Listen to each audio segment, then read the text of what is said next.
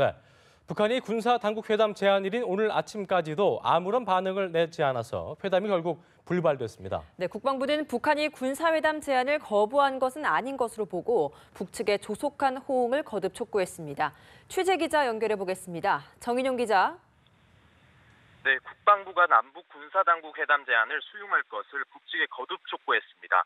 문상균 국방부 대변인은 북측이 현재까지 입장을 밝히지 않아 오늘 회담이 열리는 것은 어려워졌다며 정부의 제안에 조속히 호응하길 촉구한다고 밝혔습니다. 아울러 군사적 긴장을 완화하고 대화 채널을 복원하는 것은 한반도 평화와 안정을 위해 매우 시급한 과제라고 강조했습니다. 문재인 대통령이 베를린 구상에서 오는 27일을 기해 적대행위 중단을 제의했던 만큼 오는 27일까지는 대북 대화 제의가 유효하다는 입장도 덧붙였습니다. 이처럼 국방부가 북한의 전향적 태도를 거듭 촉구하는 것은 북한이 회담 제의를 거부하지 않은 데 대한 일말의 기대를 걸기 때문인데요. 정부는 앞으로도 북측의 반응을 주시하며 관계부처 간 회담 실무 준비를 이어갈 것으로 보입니다. 정부는 이에 앞선 지난 17일에 남북 군사당국 회담과 이산가족 상봉을 위한 적시자 회담을 동시에 제의했습니다. 특히 군사회담은 정부가 북한을 움직이기 위해 던진 회심의 카드였는데요.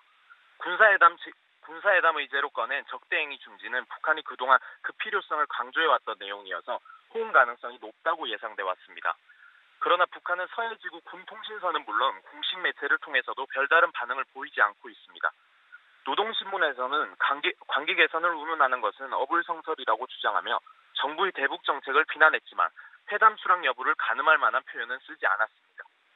정부는 이산가족 상봉을 논의할 남북 적시자 회담도 다음 달 1일에 개최하자고 제의했지만 북측은 이 역시도 계속 침묵하는 상황입니다.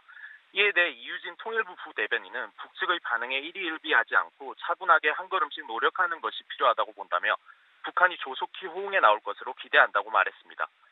아울러 북측의 공식 반응이 없는 상태에서 통일부가 추가 제안을 계획하는 바는 없다고 덧붙였습니다.